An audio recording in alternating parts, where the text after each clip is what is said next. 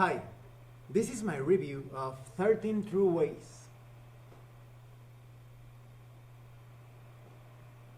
13 True Ways is an expansion for the 13th Age core rulebook. This builds upon the material in that book, but it also brings a lot of new things. Now, let's talk about the quality of the book.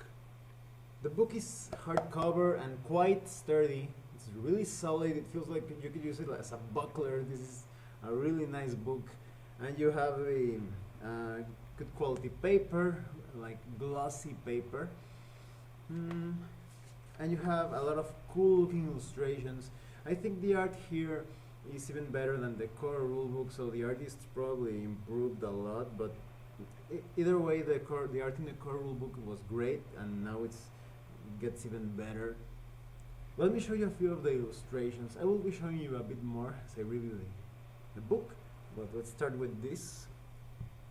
This is the city of Horizon. And you also have these action-packed scenes. They look somewhat like comic book-like scenes. Really nice.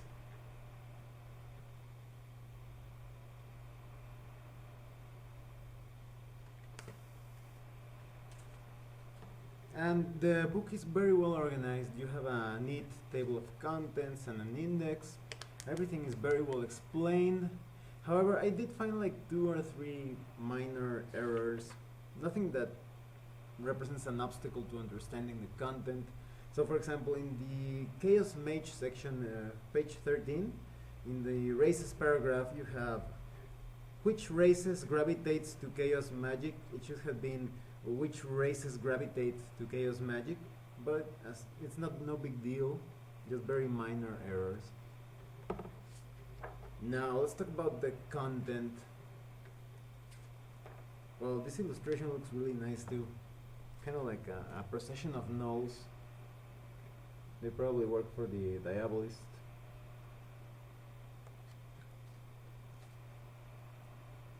Oh, and throughout this book you have these gorgeous character portraits.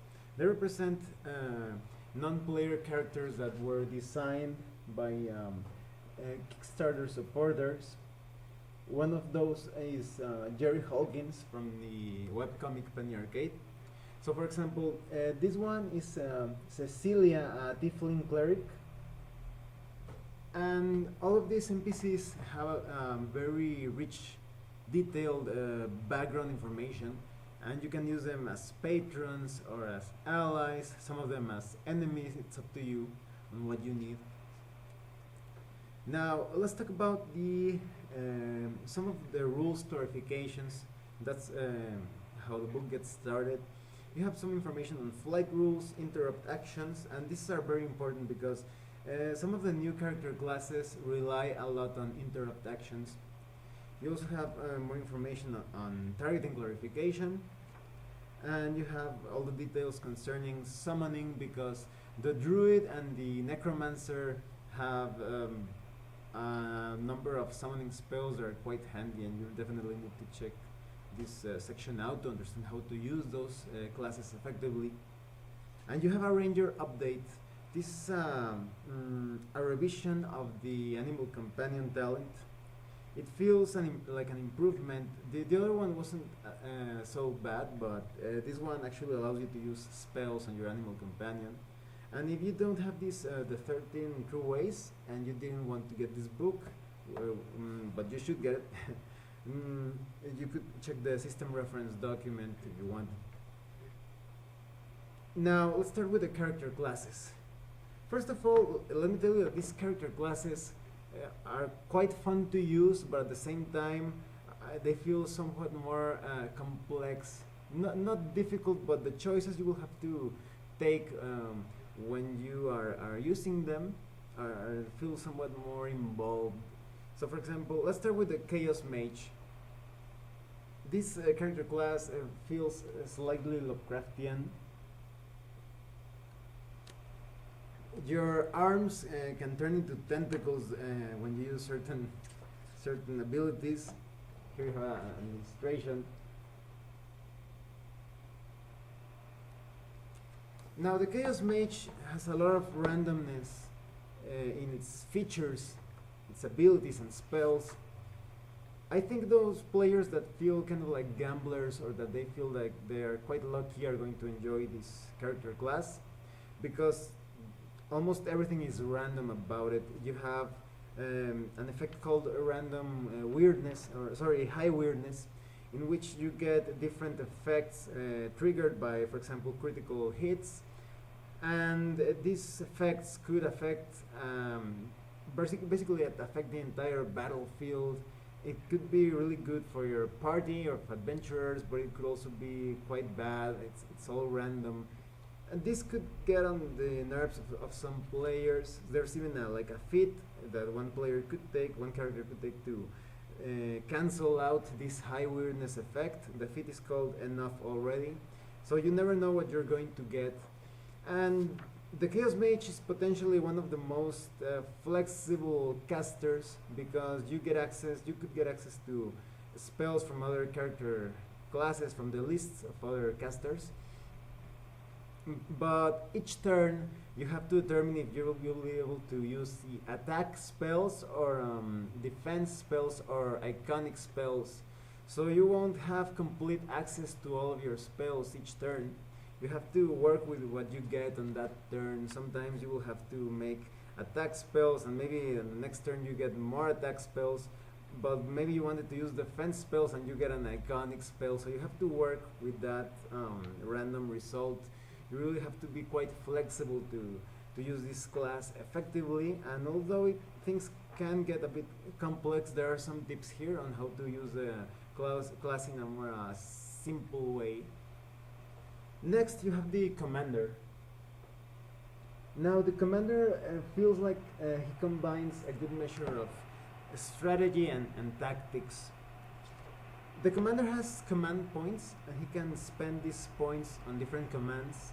They serve as sort of like interrupt actions that you can do to give your party members more attacks, help them with saving throws, help them cover more distances as they move around the battlefield.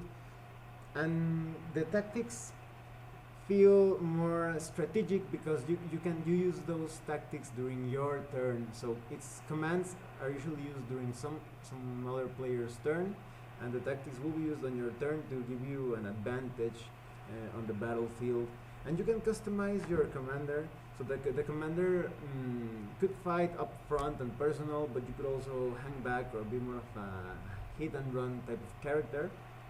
It's quite a flexible class. But when it comes to adaptability and flexibility, the Druid is champion. The Druid is probably the most adaptable character class I've seen in high fantasy so far. It can basically fill any gap in the party.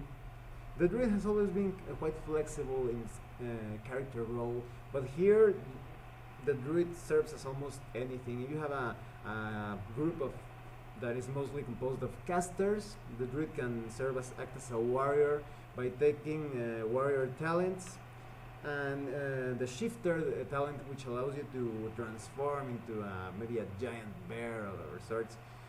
And if you need casters, you can become an elemental caster or a terrain caster. If you want to act as the party's healer, you can become a wild healer. So there are many ways in which you can specialize, and if you wanted to, you could have a bit of 3 different specialties, and you still feel quite decent, if not really good at each of them. But of course, you could also specialize. Maybe you want to be like have a very powerful animal companion. You could take 2 talents of animal companion, becoming an adept on that area, and perhaps an initiate in warrior druid talent, so you can fight right alongside your animal companion. So it's a very flexible class, and it's going to appeal to many players. Oh, and there's a very cool caster ability. It's the Core Behemoth domain of sorts. And basically, if you're near the Chorus Straits, where these massive creatures are marching along, you can control these creatures so they can squash your opponents and do other ginormous things. Now, the next class is the Monk, and I really like how they handle the monk here. The monk feels like it's basically all about combos. You attack with an opening move, and then with a flowing move, and then with a finishing move, and you can combine your different martial arts forms to come up with some very crazy attacks. And if you like kung fu, or specifically wire fu movies, you're going to be able to perform all those crazy stunts and calling your attacks all sort of crazy names as you perform them, like Panther spins free, and then follow up with the pincer whirls shut, and finish the attack with Crane summons carp, and saying all those crazy kung fu names. And you have these the 7 deadly secrets, but funny enough, you only have 3 of the 7 deadly secrets. The other are more secret, I guess. And they allow you to specialize in different sorts of situations. So for example, maybe you want to fight against many different opponents at the same time. You take the flurry deadly secret, or maybe you want to be more effective at striking first and striking hard against a single opponent. The greeting feast is going to be for you. And if you prefer using weapons, you also have the temple weapon master. So there are many ways in which you can customize your monk, and it's going to feel really cool, because all of these monk forms apply to different situations. So maybe you could start attacking many opponents at the same time, and then just breaking away from that melee and attacking a giant next with a form specifically made to attack giants. And you're going to be using jabs and punching and kicking, all very nice.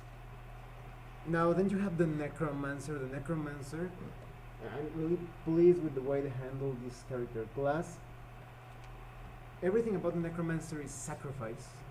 You will be able to perform many powerful curses and death-dealing spells and powerful summoning spells, but a lot of those have cost you life points, hit points.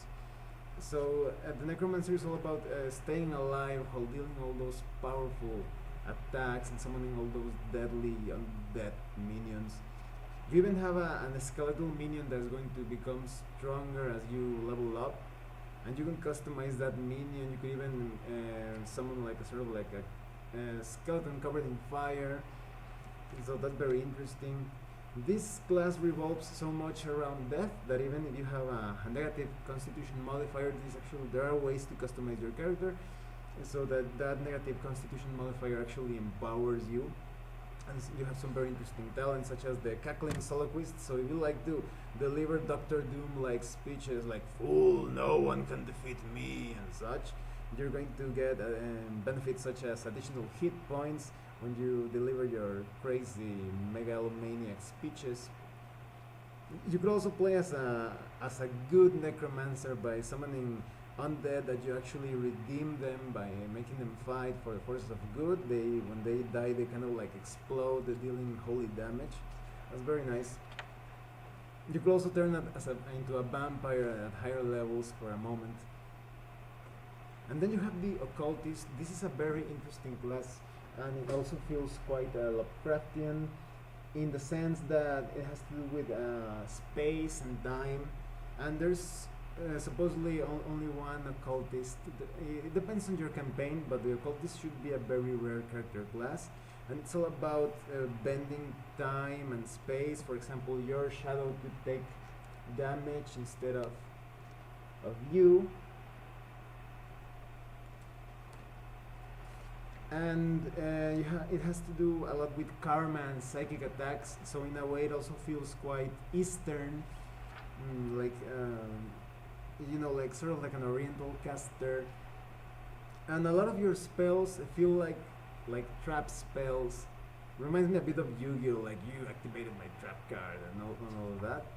So you're basically waiting for the enemy to make that one mistake of carrying out this or that action, and you're going to activate your spells and deal a lot of damage to that enemy.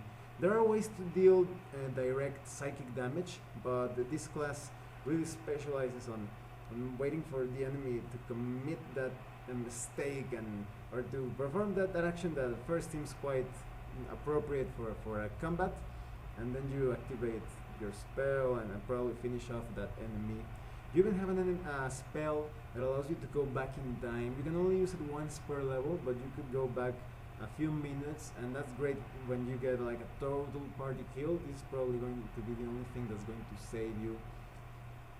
Now there are also rules for multi-classing, and these rules are quite nice because instead of like trying to build the ultimate multi-class, they create a very flexible character class, a hybrid of sorts that has to sacrifice some things. So for example, you could have like a barbarian wizard, but you should take some feats so that you can control your rage, because if you are raging as a barbarian, you don't have the finesse or concentration during that rage to cast spells, but with a few feats you will be able to rage and effectively cast spells while you're at it. So that's very nice. There are many tips and many feats and ways in which you can create any sort of combination. Some combinations are going to be better than others, but if you wanted to create your sorcerer paladin or your monk rogue, it's going to be very easy.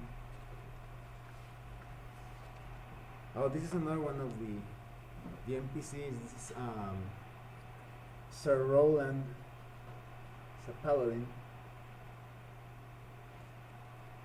Now in this chapter you get cities and courts, and it's basically a lot of more details about the Dragon Empire. You get more details of the city of Axis, its defenses, its districts, just everything that you can think of. You can get a calendar, you get details on currency, climate, street food, racial politics. You also have information on the Court of Stars. You also have all the gory details of the different defenses and guards in that court. You can see there that sprite that killed a lot of enemies, and they already forming like fungus or fungi, sorry. And as you know, the Court of the Stars is always moving around. It's very mysterious, and you get information on the three tendencies or districts of the Wood Elves, High Elves, Dark Elves. And you also have information on Drakenhall, and I really wanted to know more about this city when I first read about it in core rulebook, because it's a city of monsters. There are also humans there, but they live right next to these creatures, and it's being run. The city is governed by the blue of the three evil dragons of the icons.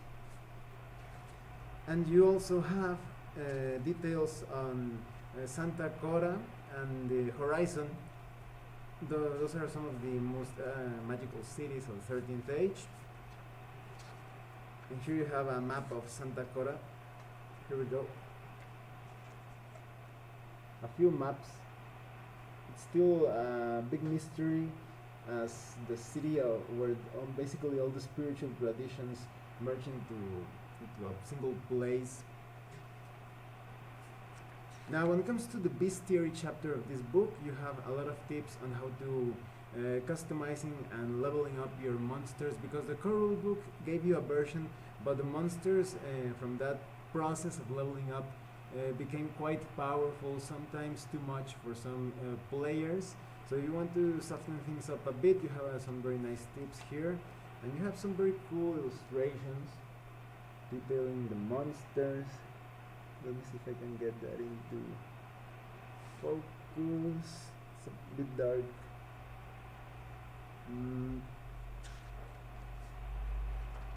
I really like the new illustrations for the different devils and demons. They look somewhat creepy and gross, some of them.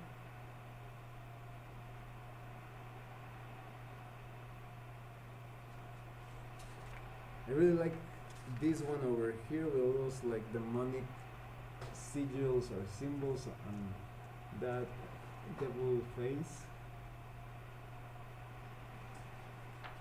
You also have a very interesting devil called the Devil of the Fangs, designed by one of the Kickstarter backers. And this devil could really serve as the focus for an entire campaign, or at least a mini campaign. there are a lot of interesting details about that devil. Looks pretty awesome as well.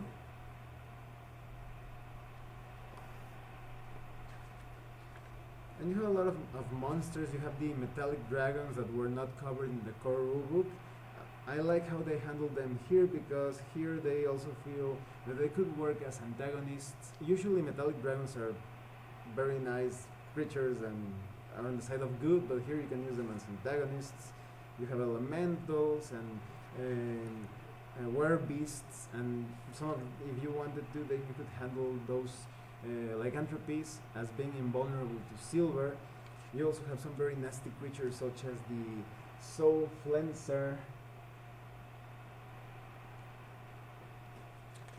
and the Spectre. Those are going to be quite deadly. You want your players to get into very difficult situations.